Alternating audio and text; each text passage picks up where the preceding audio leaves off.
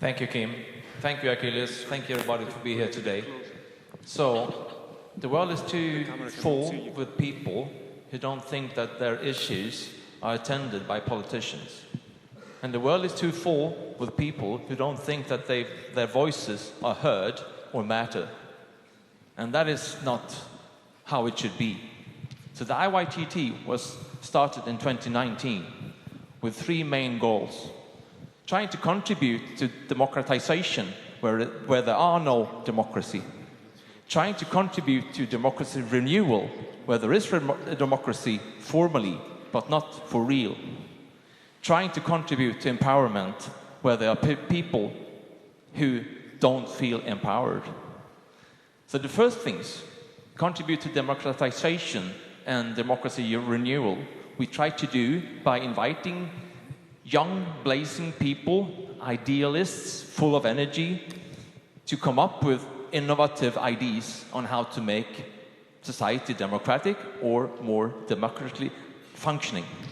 And you will learn after lunch what this could entail, because then we will present some of our proposals in the Handbook for Innovative Democracy. But the third thing we do, that is about empowerment. And last year, we were invited graciously to the Athens Democracy Forum. And we were presenting things to your predecessors, and we were proud and happy to do that. But during the evenings, we took to the streets and met with the people of Athens and asked them to share their sentiments, their longings, their ideas about democracy. It was the foundation of what we now call the Open Chair Democracy Talks. And we have been running those Open Chair Democracy Talks ever since in 30 different places all over Europe, and actually also once in the US, in Charleston, in South Carolina. And this is a massive material of people's longings, so many words and phrases that we have been graciously shared, that they have graciously shared with us. So to do something different with this, we asked a playwright to write a play. So the conversation with strangers is directly inspired and based on this huge material, real voices of real people. And we choose to do this as a play to reach out to you and to others, to really come out with, well, testimonies of real-world people. So this is not recipes on what to do. This is what people want.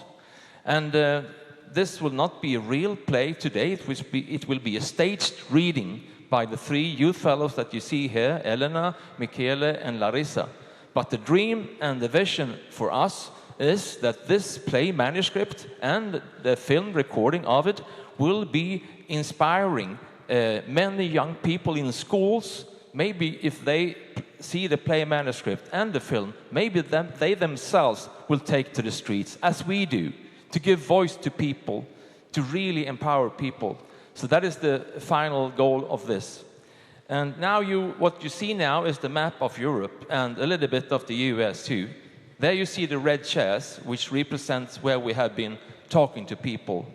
And now I have the privilege, and you have also the privilege of letting these three lovely persons be the kind of, they are the speakers of the people. So, enjoy.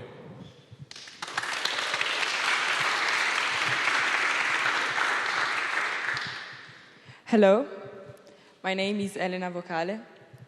I'm a law student with my head in the clouds and beyond. I was brought up in Turin, Italy, and I now live in Trento, Italy. I'm a youth fellow of the International Youth Think Tank. Hello, my name is Larissa Möckel, and I'm a political science student. I'm a hobby photographer, a globetrotter, and as well a youth fellow of the International Youth Think Tank. I grew up in southern Germany, and I still study in this area at the Lake of Constance. In between, I spent some time living in Hamburg, Frankfurt, and Jerusalem. Hello, my name is Michele Castrezzati. I was born in Italy, in Brescia, and I currently study in Trento. I am a youth fellow of the International Youth Think Tank and a very worried human being, especially for what is going on politically in my country. The first thing I think of when democracy comes to mind is how messy it is these days, and how desperately in love I am with it. It is that kind of love you just cannot help but it grows on you. Yeah, my relationship with democracy is complicated. I constantly try my best to accept and love all the imperfections I see in it. When I think about democracy, I think about my huge privilege of growing up and living in a not perfect but well-functioning democracy, enjoying all basic human rights. Reflecting my privileges makes me aware that I want to give something back to the democratic society in order to prevent it from democratic backsliding. The first thing I think of when democracy comes to mind is that it's a privilege. I am extremely lucky to be able to be and say whatever I want. Through the Open Chair Democracy Talks, I get the chance to talk to so many fellow humans that live in those large parts of the world where the taken for granted values of freedom or equality are not granted at all. We ask people in the streets what they think and feel regarding democracy. Conversations with complete strangers. That's the whole point of the Open Chair Democracy Talks. So here's what they said. I can be Maria. Okay, I'm Eve. I'm Carlo. So, you know, when the two kids came up to me and asked me if I had a minute to answer some questions, I thought it was some kind of market research. And it felt quite awkward, honestly. You know, the moment of suspicion when a stranger in the street possibly wants something from you. Oh yes, absolutely. But actually, where did they go? I don't have all day. But I'm also not really in a hurry. You mean the people with the badges? I guess they were going to buy some soda to treat us with. Well, to be honest, I don't feel comfortable receiving anything from them. Oh, me neither. Myself, I'm going to say exactly what I want to say, no matter what. Well, you know, they've left this paper behind, so let's see. There's a question on it that goes, which are the 3 words that come to your mind when you hear the word democracy? Well, I don't know. Perhaps freedom, equality, and trust? Well, I would say having a voice, having free elections and fairness. But at least that's only what I would like to think. Democracy? It's only for the rich. It's entirely up to me how my life will turn out. I don't expect that society or the government is going to take care of me. I'm way better off on my own. Thank you. My father, you know, would have probably said something like forgotten, broken, abandoned. Yeah, well, but the longer I think about it, I have to admit that I also see some sense of choice, accountability, and participation. And especially in this time, also of peace and community in the European Union. I like that, but I see illusion, lies, fake. It's all fake, and no one listens really. The real power is far, far away. From, as I see it, democracy is just a smokescreen to hide what the real players are up to. Come on. For me, it's all about the right to decide together. There's more here, though, so there's a second question that goes, do you have power over your life choices? Oh, well, tricky one. Quite philosophical. But I would say no. I'm limited by my gender and my sexuality. You know, I just feel like I'm a cog in the gear wheel of society, basically. As I said, my life is in my hands. No one can really tell me what to do. Well, I must say I feel independent, and I'm free to think, say, and do whatever I want. Do I have the power over my life choices? I would still say no, but I also still refuse to be a victim. No, definitely not. I am limited by my social class. However, I choose to live outside society, and that makes me independent. Can we change? You mean? Yeah. Yes, sure. Okay. All right.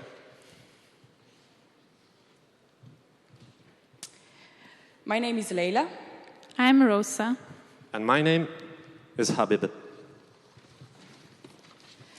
So let's see. Here there are some questions. One of them goes, do you have power over your life choices? Yeah, I guess even as a woman, but only because I left my home country of Iran. I would say no, because we have no abortion rights where I come from, at least. No, definitely not. I'm from Lebanon, and if you come from a migration background like me, you are not free. You have to follow your family's rules. All right, another question then. Do you have power as a citizen? Again, I guess yes, at least every 4 years when there are elections, but there is a lack of meaningful way to participate in those elections. I again would say no, because of my skin and because I belong to the working class since I don't have that much money. No, power is in the hands of just a few people, and I'm not among those. I don't agree with that, because my vote still counts. In groups, our voices are louder. I have a privileged position, at least I can protest, make my voice heard. Not in Iran, but here it is much easier. No, actually, I feel very distant from political life. Well, maybe on a local scale, I might feel somehow empowered, but on a national scale, not really. Plus, the politicians we vote for, they never keep their promises. All right, should we try another question? What would it take to make you more influential? Money, and possibly being a man, having more confidence in myself. Yes, I would also say that it needs a physical place to come together and discuss politics. And of course, obviously, the end of racism and discrimination, and a stronger sense of unity and togetherness in our society. Probably being rich, and then not caring about others around me. If I was economically independent, then democracy will not be of great interest for me. Well, encouraging individuals to be informed and interested in political life, that would empower people, making them more influential. And actually, more diverse parliaments and governments in terms of age and gender, that would definitely help too. Yeah. And better education from an early age that encourages self-confidence and that teaches children how they can make a difference in society. Anyway, I hope this interview can start soon. Where did the badge people go?